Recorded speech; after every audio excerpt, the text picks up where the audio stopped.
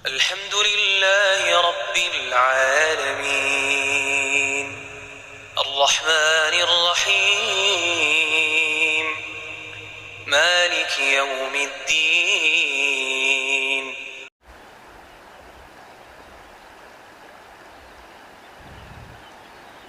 Ustadz, kenapa orang yang mengamalkan sunnah seperti yang memelihara jenggot atau yang celananya di atas mata kaki, kenapa di dalam masyarakat dianggap sebagai teroris? Yuk tanya sama masyarakatnya. Kok tanya sama saya? Jawabannya karena minim apa? Minim ilmu pengetahuan.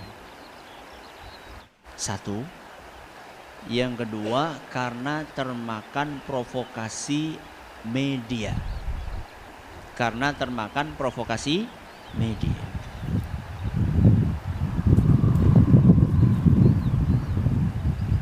Padahal Kapolri yang sebelum sekarang siapa? Pak Badruddin Haiti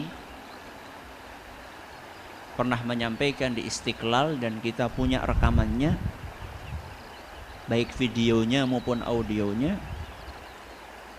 bahwa celana cingkrang ataupun jenggot itu bukan ciri-ciri teroris.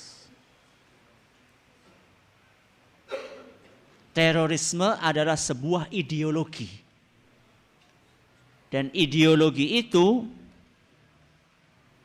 akan ketahuan dengan apa?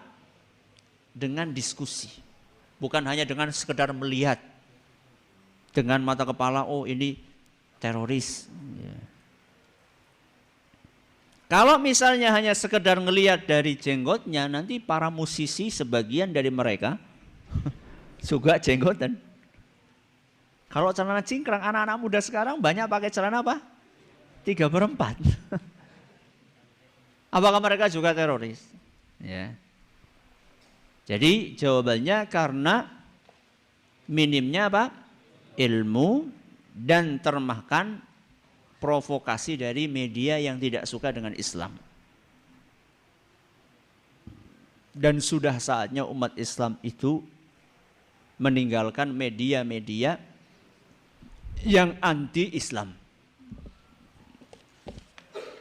Jangan terus-terusan kita mau dibodohi oleh media-media seperti itu. Sikap kita bagaimana? Tunjukkan bahwa seorang yang mengamalkan sunnah Nabi SAW tidak sangar. Ya sekarang kadang-kadang mereka mendapatkan pembuktian ketika orang-orang yang mengamalkan sunnah itu nggak ramah, ketemu orang nggak mau apa? Senyum, ya, nggak mau nyapa. Akhirnya terjadilah mereka, oh iya, kayak benar-benar apa?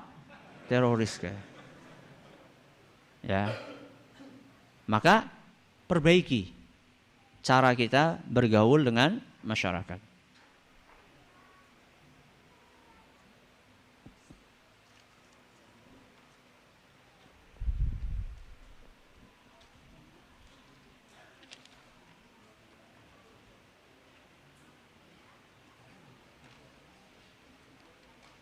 Membunuh musuh sedang tidur, apa diperbolehkan?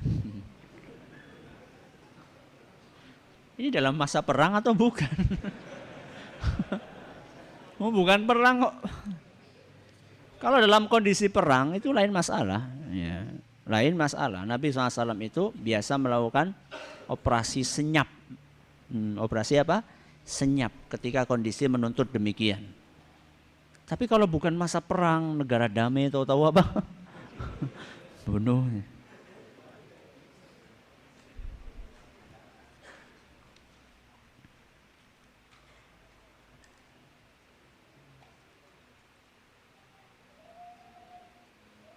Ustadz, ada yang berargumen bahwa para pelaku teroris yang disamakan dengan kaum Khawarij itu tidak sama. Karena mereka dahulu menentang penguasa yang berhukum dengan Al-Quran dan Sunnah. Sedangkan pemerintah sekarang tidak berhukum dengan Islam. Maka mereka dianggap telah berjihad. Mohon keterangannya. Rasulullah Shallallahu Alaihi Wasallam memerintahkan kita untuk taat kepada penguasa, bukan hanya kepada penguasa yang adil saja, bukan hanya kepada penguasa yang ideal saja, tapi termasuk kepada penguasa yang zalim sekalipun.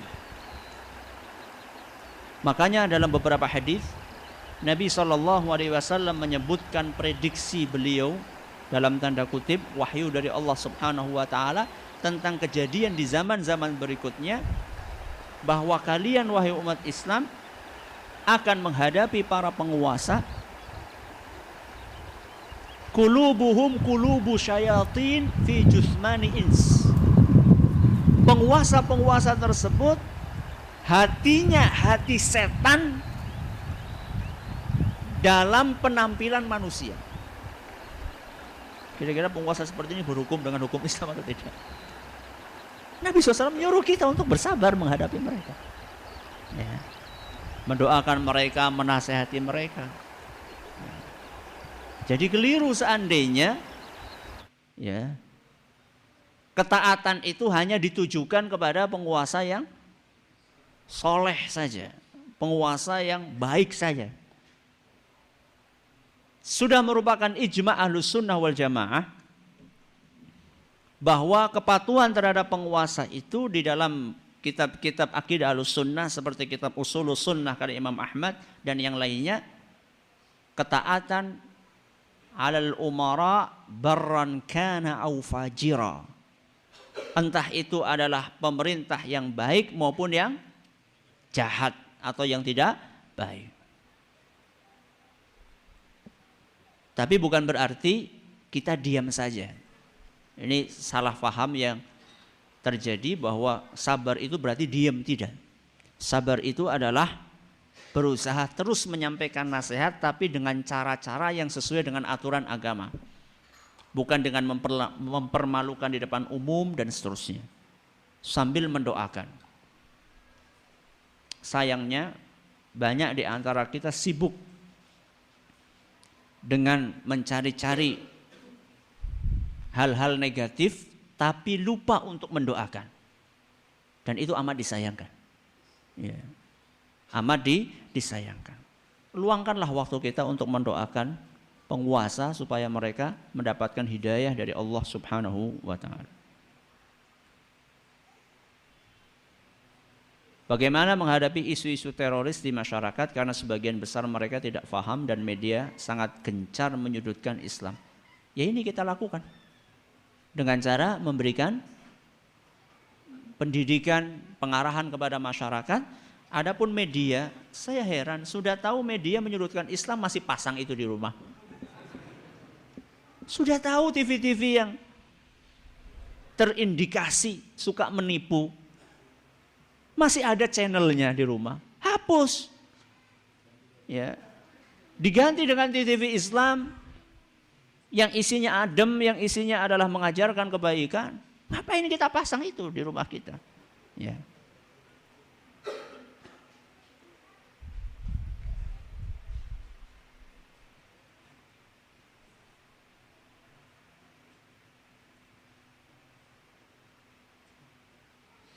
Ustaz, saya punya tetangga atau teman orang Syiah. Bagaimana menyikapinya? Karena saya sebelum tahu dia Syiah, saya pernah berjamaah di belakangnya. Bagaimana mengingatkan tetangga lain agar tidak terbawa alirannya karena teman saya orangnya baik. Ya kak, antum harus jadi orang baik. Ya, ketika ada orang yang menyimpang baik secara perilakunya, maka Ahlus Sunnah harus lebih apa? Harus lebih baik. Ketika dia mengajak orang kepada pemahaman dia yang menyimpang, maka Ahlus Sunnah harus lebih mengajak lagi. Makanya Syekh Utsaimin mengatakan bahwa kalau orang-orang Syiah mereka mengerahkan 1-2 kekuatan mereka, maka kita harus mengerahkan 2-3-4, ya, 2 kali lipat. Ya.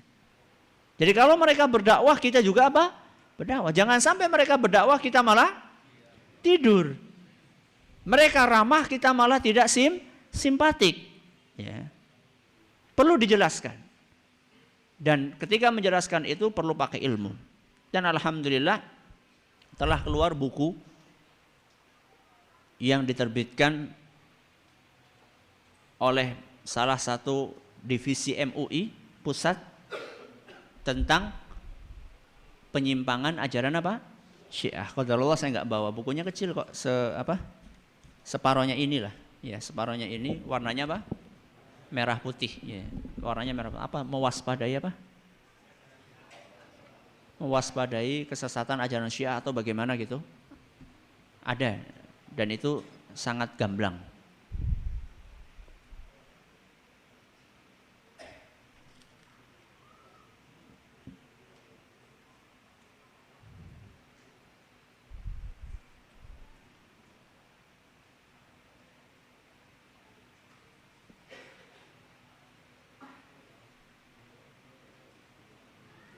Mohon diulangi penjelasan tentang kasat yang memutarbalikkan bahwa PKI itu korban. Bukan kasatnya yang memutarbalikkan. Kasat menyampaikan bahwa ada oknum-oknum, ada kelompok-kelompok yang berusaha memutarbalikkan apa? Fakta bahwa PKI itu sebagai apa? Sebagai korban, padahal mereka sebagai pelaku. Ya, saya bacakan ulang.